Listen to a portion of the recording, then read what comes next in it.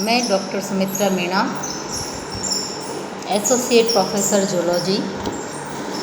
मैं आपको आनुवंशिकी के बारे में बताऊंगी। आनुवंशिकी से तात्पर्य है कि किस प्रकार माता पिता से लक्षण बच्चों में आते हैं।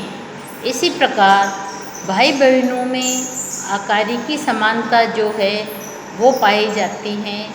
संतान में पाए जाने वाले लक्षण माता पिता से आते हैं, इसीलिए भाई बहनों में भी आकारिकी समानता पाई जाती हैं। जो लक्षण माता पिता से संतति में आते हैं उन्हें हम आनुवंशिक लक्षण कहते हैं। आनुवंशिकी विज्ञान की वह शाखा जिसके अंतर्गत माता पिता से संतान में लक्षणों के हस्तांतरण या संचारण का अध्ययन किया जाता है। इंग्लिश में इसे जेनेटिक्स भी कहते हैं। आनुवंशिकी के क्षेत्र में प्रथम सफल प्रयोग वंशागति के नियमों का प्रतिपादन ऑस्ट्रिया के एक पादरी ग्रेगर जॉन मेंडल ने किया 1822 से 1884 के मध्य। इसी कारण से मेंडल को आनुवंशिकी का जनक, फादर ऑफ जेनेटिक्स कहा जाता है। जेनेटिक्स शब्द का प्रयोग सबसे पहले बेटसन ने 1906 में किया था। ये ग्रीक भाषा के जीन शब्द से लिया गया, अर्थात जीन शब्द का ये डेरिवेटिव है जिसका अर्थ है टू ग्रो इनटू। मेंडल के पहले भी अनेक साइंटिस्ट हुए, जैसे कार्ल यूटर, गार्टनर, नॉर्डिन आदि। इन्होंने भी जेनेटिक्स के अनेक प्रयोग किए, लेकिन इनके प्रयोगों में ये किसी एक निष्कर्ष पर नहीं पहुँचे। उसका कारण है कि इनके जो प्रयोग है, इन्होंने प्रत्येक प्रयोग में प्रत्येक पौधे को एक इकाई माना है और अपने प्रयोगों का जो प्रयोग इन्होंने किए उनका सही तरीके से अभिलेख जो है वो नहीं रखा। साथ ही इनमें आंकड़ों को बारीकी से और सही ढंग से समझने की योग्यता और सहनशीलता का अभाव था। इस कारण से ये साइंटिस्ट किसी नतीजे पे, या दूसरे शब्दों में कहूँ तो किसी भी सार्थक नतीजे पे जो है ये नहीं पहुँचे। मेंडल को प्रथम आनुवंशिकी वैज्ञानिक माना जाता है, परंतु उनके कार्य को जो आज अत्यधिक महत्व है उसको उस समय वैज्ञानिक मान्यता प्राप्त नहीं हो सकी। मेंडल का जन्म एक सामान्य माली परिवार में 22 जुलाई 1822 को हुआ था। एक गांव में हुआ था जिस गांव का नाम है सिलसिया। इन्होंने प्रारंभिक शिक्षा गांव में ही ली। बचपन से ही इन्हें सजीवों में बहुत अधिक रुचि थी और 1842 में उन्होंने फिलोसॉफी में 2 वर्ष के पाठ्यक्रम को उत्तीर्ण किया। उसके बाद 1843 में उन्होंने ऑस्ट्रिया के ब्रुन नामक शहर में पादरी का पद ग्रहण किया। उन्होंने पादरी के पद पर कार्य करते हुए ही जो है आनुवंशिकी के प्रयोग किए। इनको पादरी के पद पे जब कार्यरत थे तब ग्रेगर की उपाधि मिली थी। 1849 में मेंडल ने कुछ समय के लिए एक स्कूल में टीचर का कार्य किया, एक स्कूल में पढ़ाया, अध्यापक का कार्य किया और उसके बाद उन्होंने प्राकृतिक विज्ञान और गणित के अध्ययन के लिए वियना विश्वविद्यालय में एडमिशन लिया।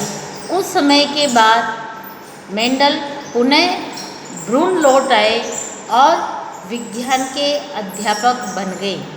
अध्यापन काल के दौरान ही उन्होंने अपने गिरिजाघर के उद्यान में मटर के पौधों पर प्रयोग किए। मटर के पौधों पर प्रयोग जो है विश्व प्रसिद्ध प्रयोग सिद्ध हुए। उन्होंने अपने प्रयोगों से प्राप्त निष्कर्षों को 1866 में Brunn society of natural history की एक वार्षिकी नामक एक साधारण पत्रिका निकलती थी। The annual proceeding of the natural history society of Brunn, जो एक साधारण पत्रिका थी, उसमें उन्होंने प्लांट हाइब्रिडाइजेशन पर जो एक्सपेरिमेंट्स किए उन एक्सपेरिमेंट्स को प्रकाशित किया। दुर्भाग्य से उस समय के वैज्ञानिकों ने उसके इस महत्वपूर्ण और रचनात्मक कार्य की ओर कोई ध्यान नहीं दिया। 1900 ईस्वी में हॉलैंड के scientist Hugo the bridge, Germany के कार्ल कॉरेंस और ऑस्ट्रिया के शेरमग नामक 3 वैज्ञानिकों ने मेंडल के भूले हुए पत्र का अध्ययन किया और अलग अलग कार्य करते हुए उसके कार्य के महत्व को बताया। इस प्रकार 1900 ईस्वी में मेंडल के कार्यों की पुनः खोज की गई और मेंडल के कार्यों को वैज्ञानिक मान्यता मिली। मेंडल ने हाइब्रिडाइजेशन के प्रयोग के लिए पाइसन सेटाइवम, जिसको गार्डन पी भी कहते हैं, उसको चुना। मेंडल ने मटर में कंट्रास्टिंग कैरेक्टर्स का चयन किया कि कौन कौन से कैरेक्टर्स जो है इन मटर के पौधों में कंट्रास्टिंग है। कंट्रास्टिंग कैरेक्टर्स से तात्पर्य हमारा ये है कि जैसे फूल है, फूल का सफ़ेद रंग है तो फूल का दूसरा रंग भी है, जैसे लाल रंग। लाल और सफ़ेद रंग जो है फूल का, ये कंट्रास्टिंग कैरेक्टर्स कहलाते हैं। इसी प्रकार के अन्य कंट्रास्टिंग कैरेक्टर्स का मेंडल ने गार्डन पी में चयन किया। इनमें से केवल 7 कंट्रास्टिंग कैरेक्टर्स पर मेंडल ने आनुवंशिक प्रयोग किए। उसने एक समय में केवल एक ही लक्षणों की वंशागति का अध्ययन किया। मेंडल ने अपने से पहले के जो वैज्ञानिक थे उनके प्रयोगों की कठिनाई और असफलता का भी ध्यान रखा कि इनसे पूर्व जिन वैज्ञानिकों ने प्रयोग किए उनको असफलता क्यों मिली और उनके सामने क्या क्या कठिनाइयाँ आई। इन सब को ध्यान में रखते हुए अपने प्रयोगों की सावधानीपूर्वक योजना बनाई और इसलिए उन्होंने अपने पूर्व साथियों के समान असफलता नहीं पाई। अर्थात मेंडल ने अपने प्रयोगों में सफलता पाई। क्यों पाई सफलता? क्योंकि उन्होंने पहले के वैज्ञानिकों ने जो प्रयोग किए और उनके सामने जो कठिनाइयाँ आई उन कठिनाइयों को ध्यान में रखा और साथ ही ये भी देखा कि उन वैज्ञानिकों को असफलता का सामना क्यों करना पड़ा। इन कमियों को ध्यान में रखते हुए उन्होंने बहुत ही सावधानी से अपने प्रयोगों को किया। मेंडल की सफलता के जो प्रमुख कारण हैं वो निम्न हैं। जैसे मेंडल की जो स्टडी की मेथड थी, अध्ययन का जो तरीका था, ये अन्य वैज्ञानिकों से भिन्न था। क्योंकि इन्होंने अपने प्रयोग को योजनाबद्ध तरीके से किया था।